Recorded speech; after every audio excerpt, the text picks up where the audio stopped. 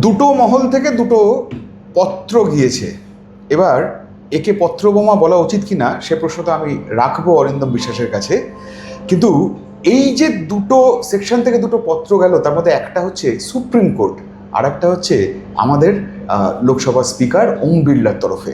ফলে এই দুটো পত্র গুচ্ছ কতটা চাপ ফেলতে চলেছে সেটা নিয়ে আমাদের চর্চা। আমি অভিষেক সেনগুপ্ত, আপনি দেখছেন বেঙ্গল পলিটিক্স। আমার সঙ্গে রয়েছেন বিশিষ্ট চিকিৎসক অরিন্দম বিশ্বাস। অরিন্দম দা, এই যে এটা আমি পত্র বললাম, আপনি এই পত্রগুচ্ছকে কি পত্র বোমা বলবেন? পত্র বোমা না, দেখো ছোটোবেলা আমরা লেটার রাইটিং করতাম, আবার নতুন করে এখন একটা লেটার রাইটিংয়ের কনসেপ্টটা ফিরে আসছে, অ্যান্ড কার্টেসি ওম বিড়লা। তো এরা চিঠি দিচ্ছে, ওরা চিঠি দেবে, এই পাল্টা চিঠিপত্র যেটা হচ্ছে। দেখো একসময় পত্র সাহিত্য ছিল, ঠিক আছে, পোস্টকার্ডের মধ্যে যেটা আমরা লিখতাম সেটার মধ্যে পত্র সাহিত্য থাকতো, সেগুলো তো ইমেল এসে সব উড়িয়ে দিল। তো এখন আর সেই চিঠি, এখন তো হোয়াটসঅ্যাপে হাই হ্যালো হয়, তো এখন তো আর সেগুলো নেই। কিন্তু নতুন করে আবার লেটার রাইটিংটা শুরু হয়েছে। তো সেই লেটার রাইটিংটা একটা লিগাল প্রসিডিংসের ব্যাপার আছে। পত্র বোমা, কতটা ওর মধ্যে বোমা থাকবে আর কতটা ওর মধ্যে ভেজাল থাকবে আর কতটা ওর মধ্যে নিরামিষ থাকবে সেটা মুশকিল আছে। কিন্তু সাহিত্যটা পাবো না, খালি এখানে মানে আকচা আকচি হবে, এ ওকে কিছু বলবে, এ ওকে বলবে, কেউ একটা কিছু চাইবে। সুতরাং letter writing in new form আমরা পাচ্ছি, দ্যাট ইজ ডেফিনেটলি ওয়েলকাম। কিন্তু এই 20 জন সাংসদের কি হবে? মানে এদের কি কার্যত এখন যা সিচুয়েশন, এদের কি সাংসদ পদ কি খারিজ হয়ে যেতে পারে? আপনার কি মনে হচ্ছে? এমনি খারিজ হয়ে যাবে, দুজন বেরোলেও কিছু লাভ হবে না বিজেপির, আর এমনি খারিজ হয়ে যাবে। কারণ 10 স্কেডিউল যেগুলো বলেছে, বা Subhash Desai versus Maharashtra, government of Maharashtra, governor government of মহারাষ্ট্রের যে কেসটা হয়েছিল, তাতে কিন্তু সুপ্রিম কোর্ট এইসব গাইডলাইন করে। অ্যান্ড মিস্টার জাস্টিস চন্দ্রচূড় ছিলেন তখন ওয়ান অফ দ্য ওই প্যানেলটাতে, মানে বেঞ্চটাতে, প্যানেল বলবো না, বেঞ্চটাতে, ওই বেঞ্চটাতে ছিলেন তখন। কিন্তু উনি কিন্তু নানান রকম, মানে অনেক জাজরা বিভিন্ন মতামত করে, তার মধ্যে একটা মতামত আসে যে 10 স্কেডিউলে এরকমভাবে ব্রেক অ্যাওয়ে ফ্যাকশনকে রেকগনাইজ করা যায় না। তো ব্রেক অ্যাওয়ে ফ্যাকশন ওটাকে রেকগনিশন পাবে না। Supreme Court will ultimately pay heed to the verdict delivered by the previous bench. এরকম যখন 10 স্কেডিউলকে ভরসা করেই করা হয়েছে, আমার মনে হচ্ছে ডিফিকাল্ট জব ফর দেম। ওদের আলটিমেটলি পদত্যাগ করতে হবে, নয়তো এমপি যা সিট আছে তারা চলে যাবে। বুঝতে পেরেছি। মানে এটা কি কোথাও আপনার মনে হচ্ছে অরিন্দম দা যে এটা একটা তৃণমূলের, মানে মমতা বন্দ্যোপাধ্যায়ের তৃণমূলের বা দলের একটা বিরাট সাকসেস সেই অ্যাঙ্গেল থেকে? আমি তৃণমূল মমতা বন্দ্যোপাধ্যায়কেই বলি, আমি আপেল আক্রোটদেরও কিছু বলি না, আর 20 জন যে সংরা রয়েছে তাদেরকে নিয়ে কিচ্ছু, তাদেরকে কোনো আলাদা দলই বলি না। ওই এনসিপিআই নাকি একটা দল ঢুকেছিল, কেউ পরচুলা পড়ে, কেউ নাটক করে, কেউ কুইন্টাল দেখে, কেউ গ্যালন দেখে। যাই হোক, আমার বক্তব্য একটা খুব স্পষ্ট, যে আজকে এই একটা লিগাল র্যাংলিং তো হচ্ছে, এটা তো অস্বীকার করেননি, একটা legal battle. And best of the lawyers, মানে লিগালস যাদের বলে, they are fighting the case. তো এইবার কিন্তু কেসটা কিন্তু is tilting in favour of Mamata Banerjee, যেটা তৃণমূল বলি আমি। তৃণমূলেই মমতা ব্যানার্জির সাথে রয়েছে, সেই সুতরাং সেটা কিন্তু মমতা ব্যানার্জির ফেভারেই যাচ্ছে। তো এটা খুব লাভ হবে না, কারণ প্রত্যেক জনের নামে মামলা করা হয়েছে। এবার প্রত্যেক জনের অবস্থানটাকে জানাতে হবে, তার through their lawyers, or they can appear on their own. তো এবার এইটাতে মুশকিলে পড়ে গেছে। প্লাস সুভাষ দেশাইয়ের কেসটা রয়েছে, প্লাস 10 স্কেডিউলকে ভিত্তি করে সুপ্রিম কোর্টের একটা জাজমেন্ট রয়েছে। মিস্টার জাস্টিস চন্দ্রচূড় তখন কিন্তু ওয়ান অফ দ্য মেম্বার্স ছিলেন ইন দ্য বেঞ্চ। তো এইবার দেখা যাক কী হয়, কিন্তু এখনও মমতা ব্যানার্জি কিন্তু একটু এগিয়েই থাকছে এই মামলাটার জন্য।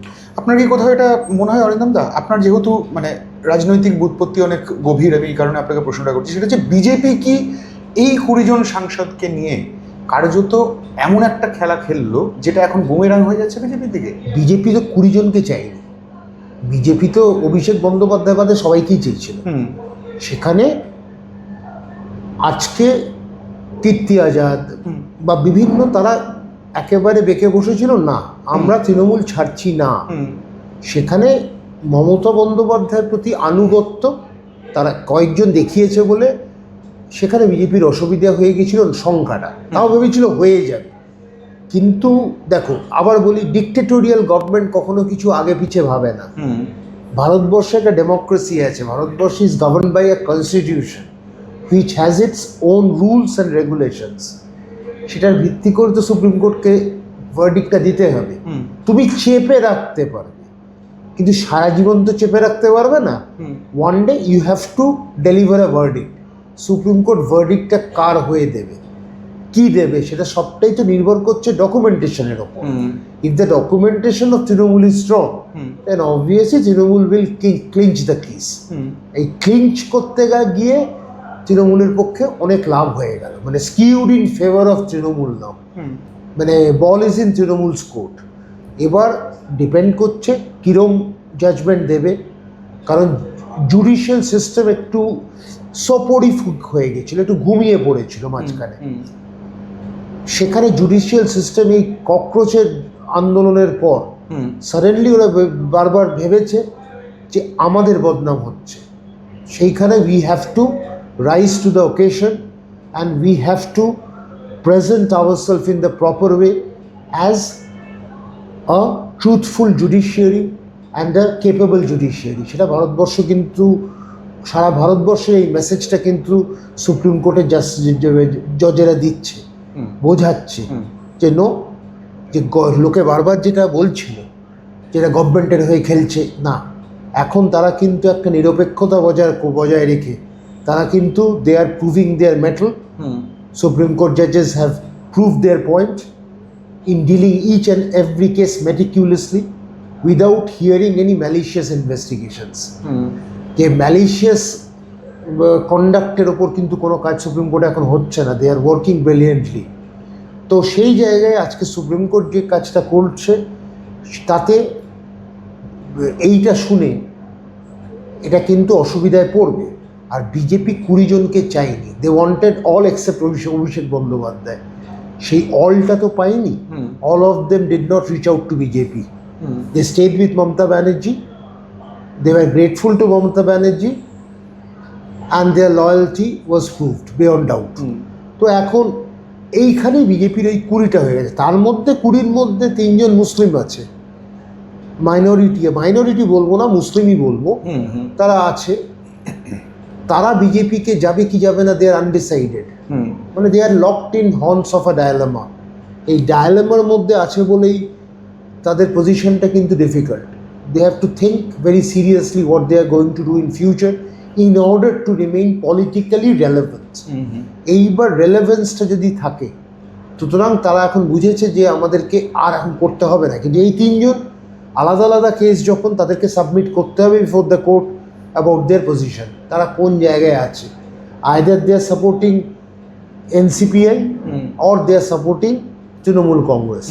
কারণ এখনো পর্যন্ত বসতে একই জায়গায় হচ্ছে, এআইটিসির বেঞ্চেই বসতে হচ্ছে। সুতরাং তোমাকে আজ কতটা কি করতে পারবে এরা জানি না, but it's a lost battle for them. আচ্ছা, এখন মোটামুটি they are frustrated, they are despondent, they have to accept defeat with every passing day. যে আমরা যা করেছি ব্লান্ডার, এই ব্লান্ডারটা ইরিকভারেবল নয়, রিকভার আমরা করতে পারবো না আমাদের জায়গা থেকে।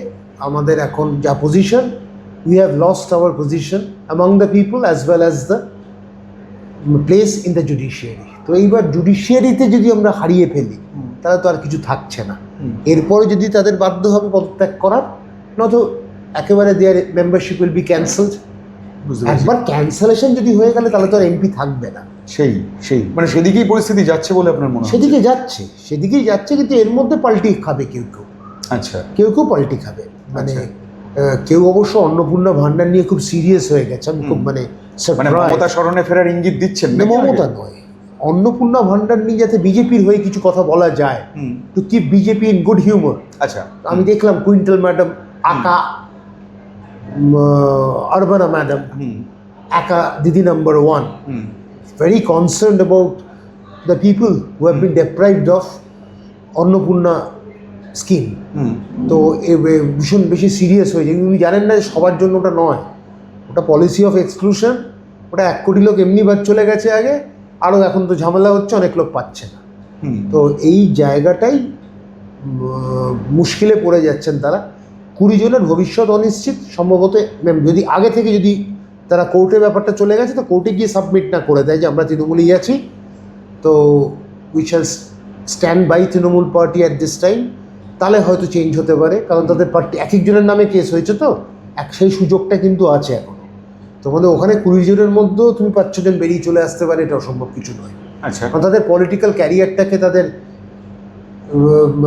বাঁচিয়ে রাখতে হয়। They have to salvage their political career. So আমার মনে হয় একটা ডিসিশন এরা নিয়ে নেবে এর মধ্যে, আমি বিশ্বাস করি। তবে তৃণমূলের অ্যাডভান্টেজটা বেড়ে গেল। আর 1 তারিখ একটা বিরাট জায়গায় যাবে, কি আসে মামলার ভার্ডিক্ট। তো 1 সেপ্টেম্বর জিনিসটা আরও পরিষ্কার হয়ে যাবে। চলে এটা সি। অরিন্দমদা, একটা জিনিস মানে আপনার খানিকটা আশ্চর্য লাগছে যে 18ই জুন এই প্রসেসটা মানে এদের দল ভেঙে বেরিয়ে যাওয়া ব্যাপারটা হয়েছিল। তারপর ধরুন কার্যত 3 মাস পেরিয়ে গিয়েছে, কিন্তু স্পিকার কোনো এখনো পর্যন্ত কোনো দায়িত্ব নিলেন না, কিন্তু সুপ্রিম কোর্ট এই ব্যাপারটাকে ইন্টারভিউ করতে বাধ্য হলো। তারপর দেখা যাচ্ছে যে দুপুর 12টায় কালকে এটা নিয়ে শুনানি হয়েছে এবং সন্ধ্যে 6টায় স্পিকারের তরফে চিঠি গিয়েছে। মানে যেমন 20 জনকে সুপ্রিম কোর্ট দিয়েছে, তেমনি স্পিকারও দিয়েছেন।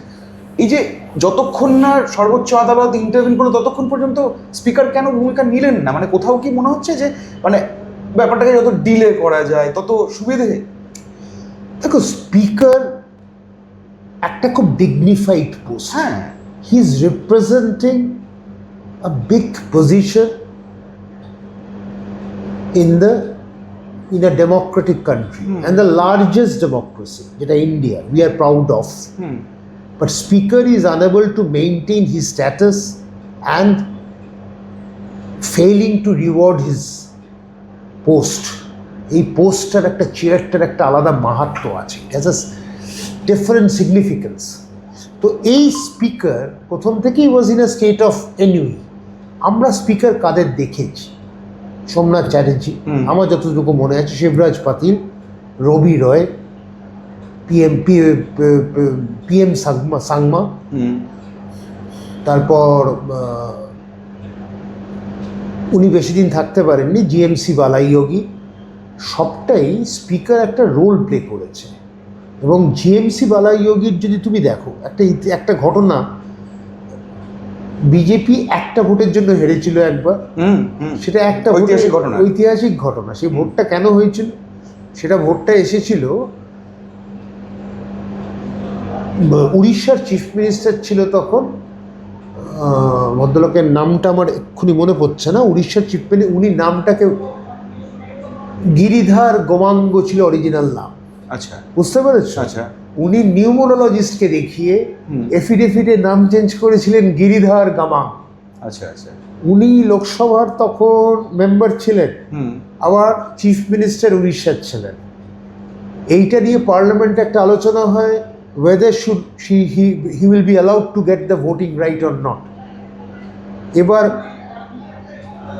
তখন বিজেপি একটা কথা বলে, অপোজিশন একটা কথা বলে। এই গিরিধার গোমাংয়ের ভোটটা আলটিমেটলি GMC বালাইয়োগী বলেছিলেন যে I leave it to your conscience to decide whether you are going to vote or not. তো সেটাতে গিরিধার গোমাংয়ের ওই একটা ভোটের জন্য কিন্তু হেরে গেল। তারপরে অবশ্য বিজেপি আবার কামব্যাক করলো ইলেকশনে, সোনিয়া গান্ধী পারলো না সেটা। কিন্তু একই সাথে সিদ্ধার্থ রায়কে, তখনকার স্পিকার, আমার নামটা মনে নেই, Siddhartha Ray was the chief minister of Bengal as well as the Lok Sabha MP। তখন উনি রিজাইনটা করেননি। আচ্ছা, একটা কোনো ভোট হয়েছিল, সেখানে Siddhartha Ray was not allowed by the speaker to vote. যে no, you are the chief minister, you belong to the state, you can't represent the parliament and you can't be a voter in the parliament. Siddhartha Roy's claim to be a voter was rejected there forthwith. তো এই জায়গায় আমার বক্তব্য কি হলো, উনি এখানে ঘুম থেকেই উঠতে পারছেন না। Definitely he is representing BJP, but when you are a speaker you are not representing any party. এটা কিন্তু ওথ বলে যে কোনো দলের স্পিকার, যে কোনো স্টেটের রাজ্যের স্পিকার, কোনো দলের স্পিকার হয় না। স্পিকার কিন্তু নির্দল হয়ে যাচ্ছে। He has to be neutral.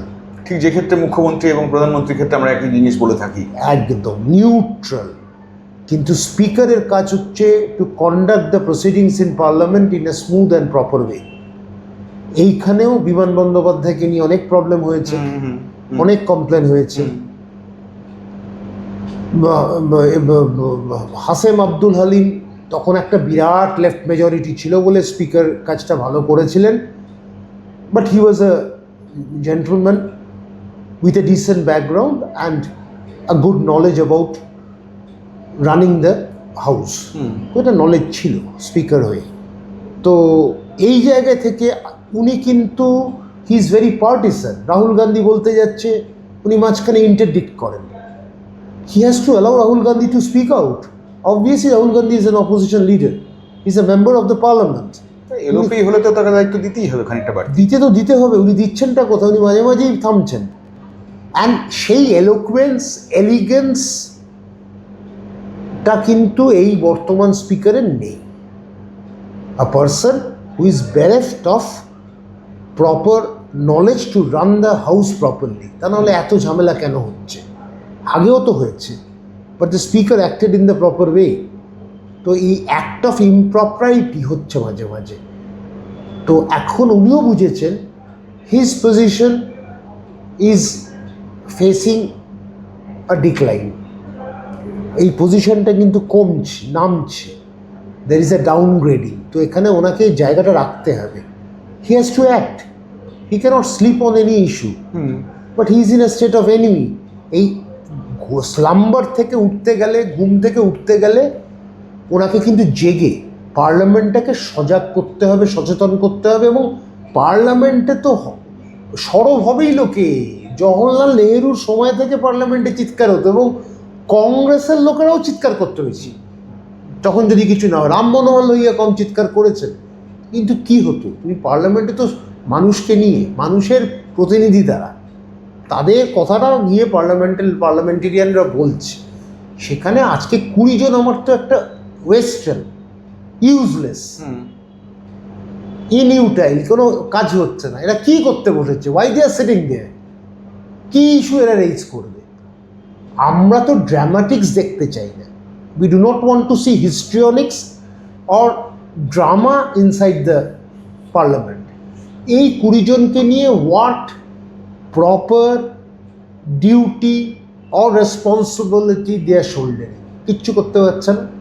এই 20 জনকে আলটিমেটলি কোর্ট যদি দেখে documentation wise they forfeit their rights, তাহলে সঙ্গে সঙ্গে it will amount to cancellation. It will lead to cancellation of their MP.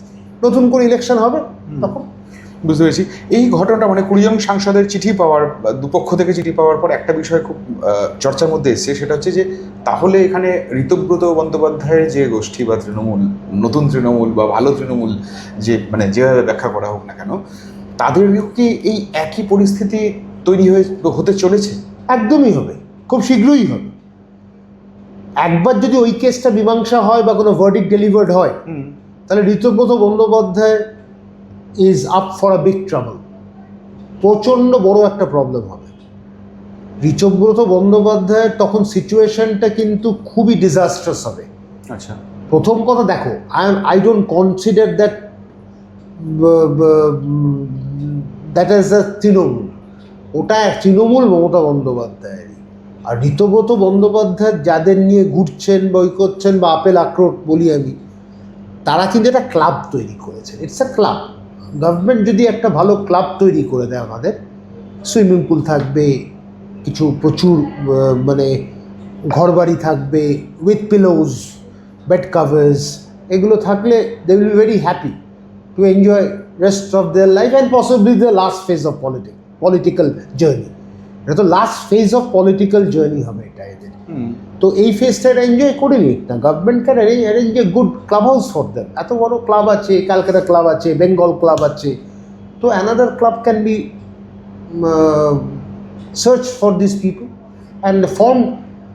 এরা ক্লাবে থাকুক না, but what duty they're performing as a MLA, practically nothing, কোনো কিছু নেই। সুতরাং আমি এইটুকুই বলবো যে এর যে এফেক্ট, এটা রেজোনেট করবে ফ্রম সুপ্রিম কোর্ট। এর একটা কাস্কেডিং এফেক্ট আছে, নিচে নামবে, and the effect will fall upon this particular club that comprises of apples, akhrots, and various other fruits and elements who cannot sing our national anthem properly. At every step they faltered to sing our national anthem. কাদেরকে আমি involve করবো, কাদেরকে আমি বলবো? একেবারে group of ইনকরিজিবলস, তো সেটাই বলবো। তো এখন যাই হোক, আমার মনে হয় এই এফেক্টটা পড়বে। এই জন্য the smile will vanish. এখন তো প্রথমে তো খুব smiling face is a mirror of creation বলে, তো স্মাইলটা প্রথমে ছিল, অ্যান্ড রিসোরিয়ান স্মাইল, যেটা চার্চিল এক সময় বলতো, রিসোরিয়াস মাসল থেকে যে স্মাইলটা আমরা দিই, মানে এটাকে বলতে পারো ইংলিশে একটা কথা আছে, এপিক্যারিক্যাসি, মানে হচ্ছে অন্যের খারাপ দেখে আমি একটু হাসছি। ওই স্মাইল যখন আসে তখন ওটাকে রিসোরিয়ান স্মাইল। রিসোরিয়ান স্মাইলটা কিন্তু প্রথমে ছিল, and they were smiling a lot. Lines on their faces had changed. Kintu all of a sudden there is a twist in the tail. তো এই twist in the tail হয়ে গিয়ে, এই অ্যানফ্র্যাকচুয়াস হয়ে গিয়ে ব্যাপারটা ultimately Ritabrata Bandyopadhyay and his team, Apple and his team will face a disaster in the days to come. এটা নিয়ে কোনো সন্দেহ নেই। একটা হারিয়েছে মানুষের সাপোর্ট। মানুষ কাদের পাশে আছে? যত মমতা বন্দ্যোপাধ্যায়কে গালি দেবে, মমতা বন্দ্যোপাধ্যায়কে যত সাপ্রেস করার চেষ্টা করবে, by issuing threats to her, by damaging her reputation, it will only help Mamata Banerjee to regain her normal position. এটা তোমাকে বারবার বলছি। 41% vote and a proper emotional support for Mamata Bandyopadhyay is still there. It is lurking in every corner of Bengal. প্রত্যেকটা জায়গায় এটা হচ্ছে, প্রত্যেকটা কর্নারে কোনায় কোনায় হচ্ছে। মমতা বন্দ্যোপাধ্যায়ের প্রতি আবেগ একটা রয়েছে। অনেক কিছু বলতে পারো তুমি, কিন্তু আর তো কিছু বলার নেই। যা করেছো মানুষ তো ক্ষমা করতে পারবে না। নিজের কনস্টিটিউশন কেন্দ্রে যেতে পারছো না, কেন যেতে পারছো না? Hang down your head Tom Dooley, যে বিখ্যাত একটা গান ছিল, hang down your head and cry. তো সেই টম ডুলিদের মতন অবস্থা, মাথা নিচু করে যেতে হচ্ছে। তো সেই করে মমতা ব্যানার্জি, আমার মনে হয় the scenario will change very soon. Time will be better for Trinamool Congress. Trinamool Congress আমার কাছে, if you ask me any question, it is Mamata Banerjee's Trinamool Congress who founded it, who nurtured Trinamool Congress as a baby. Now Trinamool Congress later achieved adulthood. Trinamool Congress is still with Mamata Banerjee, and every people who are seriously thinking about politics, তাদের কাছে Trinamool Congress belongs to Mamata Banerjee. আর কোনো তৃণমূল হতে পারে না। There cannot be any Kalighat Trinamool. There cannot be any Kamak Street Trinamool. There is only one Trinamool, helmed by Mamata Banerjee, who is passionate, a populist leader, and a leader who you cannot dismiss in a jiffy. এটা কিন্তু ঘটনা। Last question আপনার কাছে, সেটা হচ্ছে যে 28 তারিখে মানে শুক্রবার, ঠিক দুদিন পর তৃণমূল কংগ্রেসের প্রতিষ্ঠা দিবস, মানে ছাত্র পরিষদের প্রতিষ্ঠা দিবস। এবার এইখানে দেখা গেল যে 21শে জুলাই যে জায়গাটাতে অনুষ্ঠান করতে পেরেছিলেন, ওখানেও ওই একই জায়গাতে তৃণমূল কংগ্রেস ছাত্র পরিষদের প্রতিষ্ঠা দিবস হবে। মাত্র 1,500 কোর্টের যে রায়, তাদের মাত্র 1,500 সমর্থক ওখানে গিয়ে হাজির হতে পারবেন। আর ওদিকে ঋতব্রত বন্দ্যোপাধ্যায় তৃণমূলকে দেওয়া হয়েছে রাসমণি রোডের ওই কর্নারটা, তো সেখানেও 1,500। এবার আমার এখানে প্রশ্ন হচ্ছে যে আপনি নিশ্চিতভাবেই 21শে জুলাই হাজির ছিলেন, আপনি লাখখানেক মানুষের আসা যাওয়া দেখেছিলেন, এখানে কি 1,500-এর ব্যাপারটা সত্যি থামতে পারবে? কখনো থামে? একটা পাড়া থেকে 1,500 যাবে, সারা বাংলা থেকে। এইগুলো করে না একটা ফার্সিক্যাল হয়ে যাচ্ছে ব্যাপারটা। The politics adapted the political show by the present government is becoming too cheap and too childish. এই জায়গা থেকে they also have to rise and show some kinds of maturity. 1,500 করে দিই, ওখানে 1,500 লোক হাঁকবে, 1,500 পাড়া থেকে একটা লোক যাবে, and a group of committed youngsters will reach the spot. এটাই তোমাকে বারবার বলছি, 21শে জুলাইতে আমি কোনোদিন যাইনি। যেদিন প্রথম এই ঘটনাটা ঘটে, অত্যন্ত নোংরা ঘটনা, এই ভামেরা যখন করেছিল, তখন আই স্টিল রিমেম্বার, ওই দিনটা আমি খড়গপুরে ছিলাম, আমার ভাইয়ের অ্যাডমিশন ছিল আইআইটিতে। আমি ওখানে গিয়ে সন্ধ্যাবেলা শুনেছিলাম, কারণ দূরদর্শন ছাড়া কিছু উপায় ছিল না তখন। ইট ওয়াজ ইন 1992 বা 93-তে 93। তখন আমি মেডিকেল স্টুডেন্ট, ন্যাশনালে আছি আমি। ফিরে পরের দিন বন্ধ ছিল, ওই জন্য পরের দিন আমরা ফিরে আসতে পেরেছিলাম, উই কুড রিটার্ন প্রপারলি। এবার একটা হচ্ছে, এরপর থেকে তো আমি কোনো দিন যাইনি, কারণ আমি গেলে আমার না বিরক্ত লাগতো, কারণ মমতা বন্দ্যোপাধ্যায় ব্লান্ডারটা বারবার চোখে পড়তো, খারাপও লাগতো। কতগুলো নর্তকী, কতগুলো মানে উল্টো পাল্টা লোককে বসিয়ে, যদিও মমতাকে একজন কবি আবার মমতা বন্দ্যোপাধ্যায়ের চেয়ারটা ভালো করে পরিষ্কার করে দিত বৃষ্টি পড়লে, ভালো, মানে এরকম তো লোক থাকা সবসময় ভালো। সেই দাড়িওয়ালা কবিকে অনেকদিন দেখছি না, দাড়ির মধ্যে বোধহয় সব জ্ঞান চলে গেছে, বা কবি মানে সব শব্দগুলো ওখানে ঢুকে গেছে, দাড়ি থেকে আর বের করতে পারে, দাড়ি কামিয়ে নেওয়া উচিত। তো এই ঘটনাটা হচ্ছে, ওই সব লোকগুলো দেখে আমার নিজের একটা কিরকম এক্সাসপারেশন হতো। এই পলিটিক্সটা আমি কোনোদিন সাপোর্ট করিনি, কারণ একটা সিরিয়াস 13 জন মারা গেছিল। You have to remember them in remembrance of the people who died, the martyrs who died. We should not belt out numbers. Rabindrasangeet চালালাম, ঠিক আছে, মুক্তির মন্দিরও চালালাম, ঠিক আছে,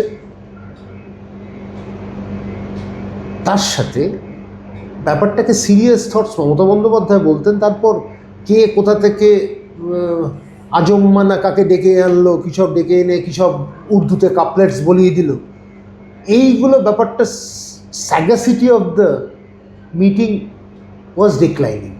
একটা সিরিয়াসনেস থাকার কথা। পাগলু ডান্সও হয়েছিল। হ্যাঁ, মানে এইগুলো মমতা বন্দ্যোপাধ্যায়ের ব্লান্ডার। বারবার বলেছি, শোনো, সিনেমা আর্টিস্টদের কখনো ওই জায়গাটাই যাওয়া উচিত না, unless he is নার্চার্ড, unless he is tried several Times, যে খাটবে। আজকে যেরকম অনিল চ্যাটার্জি, তিনি প্রোগ্রাম করেছেন, পলিটিক্যাল জায়গাটা ছিলেন। আজকে উৎপল দত্ত পলিটিক্যাল জায়গাটাতে ছিলেন, and they had the knowledge of politics. এইগুলোর পেটে ঘুষি মারলে, ঘুষি মারলেই তো সব বেরিয়ে আসবে, মলত্যাগ করে ফেলবে এরা। এরা কিছু জানে। কিন্তু একটা কথা, 21শে জুলাই এই জায়গায় যেরকম লাভ হবে, অ্যানাদার বেঞ্চমার্ক হবে for Mamata Banerjee to prove that I am still the leader. আর ছাত্র পরিষদের উইথ ডিটারমিনড এফার্টস। তবে টিএমসি ছাত্র পরিষদের ওই জয় বাংলা এই করে দিলাম বললে হবে না, একটু পড়াশুনো করতে হবে। এর জন্য আমি বলবো, তৃণমূলের ক্ষেত্রে পড়াশুনোটা শুরু করুক। আর্নেস্ট হেমিংওয়ের একটা বই আছে, An old man and the sea. Old Man and the Sea, এটা কিন্তু একটা বিখ্যাত বই আর্নেস্ট হেমিংওয়ের। বইটার কি, সে বয়স্ক লোক, একদিনকে মাছ ধরা শেখাচ্ছে, সে একদিন ঠিক করলো নিজে মাছ ধরবে। একটা বড় মাছ সে ধরলো, দুই মাছটাকে বারবার হাঁড়ে সে কামড়ে দিতে থাকলো, খেয়ে নিল। সে ফিরলো খালি স্কেলিটনটা নিয়ে, খালি কঙ্কালটাকে নিয়ে ফিরলো মাছের। কিন্তু গল্পের মধ্যে একটা আছে, ডিটারমিনেশন, কারেজ। ওই বয়স্ক মানুষটা কিন্তু কারেজটা নষ্ট হয়নি, ওই বয়স্ক মানুষটার ডিটারমিনেশন নষ্ট হয়নি, ওই বয়স্ক মানুষটার একাগ্রতা কমে যায়নি, গ্রিট কমেনি, সাহসটাও কমেনি। Old man and the C বইটা কিন্তু এবার তৃণমূল ছাত্র পরিষদের যারা আছেন তারা এই বইটা পড়ুক। They can acquire good amount of knowledge and a bit of, বলতে পারো, encouragement and inspiration from the book. এবার পড়তে হবে ভাই। আর জয় বাংলা মমতা ব্যানার্জি, অভিষেক বন্দ্যোপাধ্যায় চিৎকার করলে হবে না। পার্টিটাকে ভাবো, TMC as a whole, Mamata Banerjee at the help, আর কেউ না। আর অবভিয়াসলি ডেডিকেটেড লিডার্স আছে, সে মহুয়া মৈত্র হতে পারে, সে কুণাল ঘোষ হতে পারেন, সে কল্যাণ ব্যানার্জি হতে পারেন, সে দোলা সেন হতে পারেন, অনেকে আছে। কিন্তু তার সাথে আমাকে পলিটিক্যালি রেলেভেন্ট করতে গেলে have to read a lot, পড়াশোনাটা প্রচুর করতে হবে। তো সেই old man and the sea Ernest হেমিংওয়ের যে কথাটা বারবার বলছি, যে কথাটা উনি বুঝিয়েছেন যে এইভাবে মানুষ কিন্তু পৃথিবীতে বেঁচে থাকে, এইভাবে ইন্সপিরেশন নিতে হবে, এইভাবে পড়তে হবে। আমি বই পড়া থেকে অনেক কিছু শিখতে পারি, পড়া থেকে আমি অনেক রাজনীতিতে শিখতে পারি। রাজনীতি আমি যেন না হই আমার গার্লফ্রেন্ডের জন্য কোটি টাকা তোলা, তাহলে তো আমি মানে শিক্ষামন্ত্রী হয়ে আমি মাস্টার সূর্য সেন, অঙ্কের মাস্টার, যিনি ব্রিটিশদের কাঁপিয়ে দিয়েছিলেন। চট্টগ্রাম অস্ত্রাগার লুণ্ঠন বলে ওটা ব্রিটিশরা চালিয়েছিল। ওই দিন চট্টগ্রামে ভারতবর্ষের পতাকা তোলা হয়েছিল, ঠিক আছে, পতাকা উঠেছিল। এই কথাটা ব্রিটিশরা কোনো দিন বলে না, খালি চিটাগং আপরাইজিং কথাটা ছেড়ে দেয়। But on that particular day, যেদিন এই ইন্ডিপেন্ডেন্স মুভমেন্ট হয় মাস্টারদার নেতৃত্বে, অনেকে ছিলেন, গণেশ ঘোষ ছিলেন,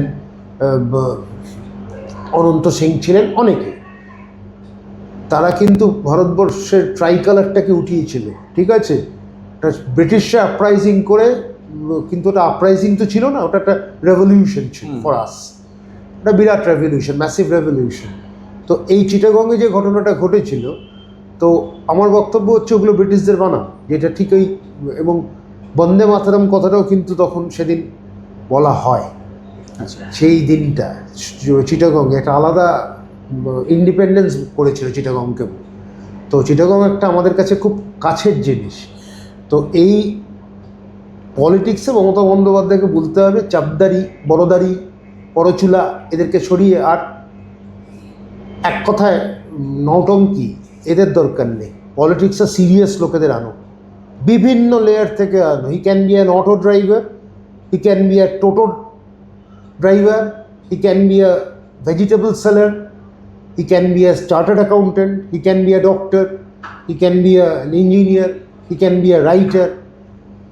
কিন্তু এদের কথা শুনতে হবে। You have to learn from every layer of the society what they will say and what they speak. এইটা বুঝলে Trinamool party will regain their strength and energy to form a strong opposition force. এই জিনিসটা তুমি যেটা বলছো, এটা তৃণমূলকে করতে হবে, আর একটু পড়াশুনো করতে হবে। খালি একটা কাগজের কয়েকটা হেডলাইন দেখে আর জয় বাংলা বলে আমার মনে হয় না খুব লাভ হবে। তো স্লোগানও যেরকম থাকুক, পড়াশুনোটাও থাকুক।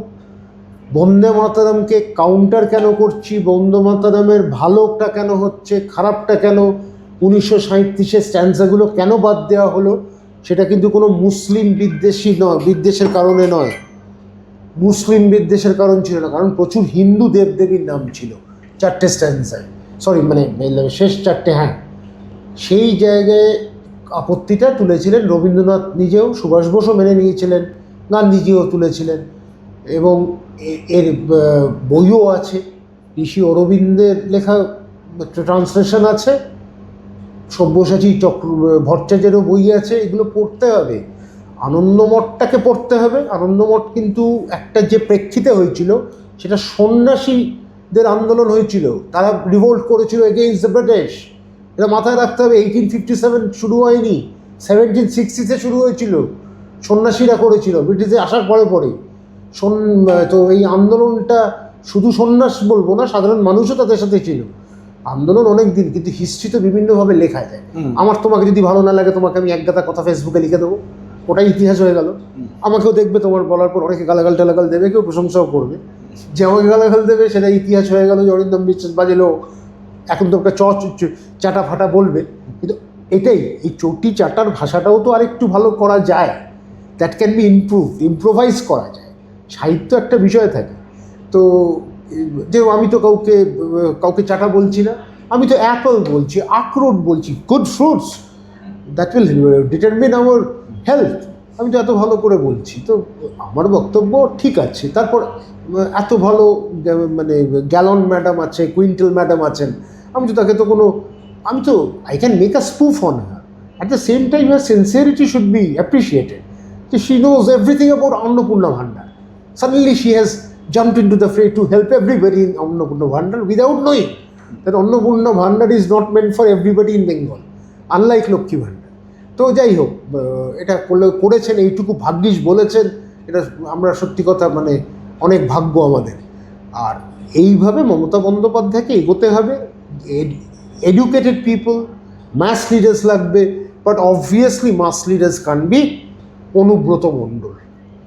Anubrata Mondal, they are all rabble rousers দিয়ে পলিটিক্স করাটা ডিফিকাল্ট, বেশি যেতে পারবে না, একটা সীমিত জায়গায় অবধি তুমি থেমে যাবে।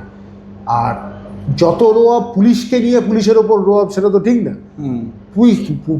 পুলিশ বিনা তুমি রোয়াবটা দেখাও, আর তোমার মুখের ভাষায় পলিটিক্সে ভাষাও ঠিক করতে হবে, লোককে বলতে হবে। আজকে মাস্টারদা একজন মাস্টার, অঙ্কের মাস্টার ছিলেন, তারপর উনি একটা নিবেদিত প্রাণ স্বাধীনতা সংগ্রামের জন্য। এই মানুষগুলো আজকে ভারতবর্ষকে দেখেছে। আজকে যখন শিক্ষকরা হাইকোর্টে যায়, সেখানে মাস্টারদার একটা মূর্তি আছে, মাস্টারদার তো মাথা নিচু করে আছে, যে চাপদারি, বড়দারি, গার্লফ্রেন্ডধারী কেউ একজন কোটি টাকা চুরি করে শিক্ষাকে নিয়ে খেলা করেছে, শিক্ষা নিয়ে দুর্নীতি করেছে। ভারতবর্ষকে তো আমরা অপমান করছি, দেশটাকে তো আমাকে ভালোবাসতে হবে। আমরা বাঙালি নিশ্চয়ই, আরও আমরা বেশি গর্বিত, কারণ আমরা দেশটাকে স্বাধীন করার জন্য সবথেকে বড় রোলটা প্লে করেছি, এটা তো অস্বীকার করার নেই। তারপর যদি চুরি চামারি চোর ঢোকে, তাহলে তো জিনিসটা, এটা মমতা ব্যানার্জিকে একটু ভাবতে হবে। হিস্ট্রিটাও জানতে হবে, ফিলসফিটাও পড়াতে হবে, পলিটিক্সটাও পড়তে হবে। পড়তে ভাই লাগবে, পলিটিক্সটা করতে, পাড়ায় লোককে অ্যাট্রাক্ট করতে, আবার বলছি পড়তে লাগবে, তা না হলে লোক অ্যাট্রাক্টেড হবে না। এই চিৎকার করে দিয়ে লাভ হবে না। ওটা ওয়ার্নার ব্রাদার্সরা করতো, ওটা বিভিন্ন করতো, কিন্তু আবার একই সাথে একজন কাউন্সিলরের নাম না বলে পারছি না, যাকে ইচ্ছাকৃতভাবে 1 মাস জেলে পুরে রাখলো কারণ পাল্টি খায়নি বলে, শ্রী তারকেশ্বর চক্রবর্তী, বড় চেয়ারম্যান। উনি যখন বক্তব্য রাখতেন, সেখানে বিবেকানন্দের কথা, রামকৃষ্ণর কথা বলতেন, ওনার বক্তব্যের মধ্যে একটা আলাদা ফ্লেভার থাকতো। তো এই ফ্লেভারটা সব পলিটিশিয়ানদের মধ্যে এখন থাকা উচিত, উইথ গুড স্পিকার্স। হাত ওপরে উঠিয়ে দিলেই তুমি বড় কিছু হয়ে যাও না, তোমাকে সব কিছুই ভাবতে হবে। 100 years of solitudeও ভাবতে হবে। আর ফ্রান্স কাফকার নভেলটা মেটামরফোসিস যদি তুমি পড়ে থাকো, তুমি দেখবে এখন এই রাজনীতির সাথে খুব রেলেভেন্ট হয়ে যাচ্ছে। কত বছর আগে, কত বছর, প্রথম কথা দেখো, 2400 বছর আগে প্লেটো যা বলে গেছে সেটা মিলছে। ফ্রান্স কাফকা মেটামরফোসিস, সেটা তখনকার দিনে যা বই লিখে গেছেন, যে আমি যদি পাল্টে গেলাম, হিউম্যান বিং যদি gets transformed into an animal or a different kind of object, his relevance in the house gets lost. তো এই যে 20 জনের কথা বলছো, এই ফ্রান্স ক্যাফকার মেটামরফোসিসের গল্পটার সাথে মিলিয়ে দিতে পারো। আর এখানকার অ্যাপেল অর্চার্ড বানিয়ে দিতে পারে। আমরা তো অ্যান্টন চেকভের অ্যাপেল অর্চার্ড বইটা খুব সুন্দর, ভালো, অত সুন্দর বই এই হয় না। মানে এগুলো ভেবে লিখতে, মানে আমি খালি ভাবি যে কতটা ক্ষমতা ছিল। আমি তো ডাক্তারি করি, আমাদের ডাক্তারি ব্যাপারটা খুব মেশিনে চলে, কিন্তু যখন এদের কথাটা ভাবি পৃথিবীতে এরা কতটা দিয়ে গেছে। তো অ্যাপেল অর্চার্ড বানিয়ে দিতে পারে একটা, ফর অ্যাপেল অ্যান্ড অ্যাক্রোট। সেটা আমার মনে হয় Suvendu Adhikari should seriously, our honourable chief minister should think seriously about building an apple orchard for this people. যদি অ্যাপেল এখানে হয় না, ক্লাইমেটটা সেভাবে পাবে না, বাইরে করে দিতে পারে, একটা ক্লাব হাউস করে দিতে পারে, they can rest, because this is the last phase of their political career. এটা তো থ্যাংক ইউ, ভালো থাকবেন।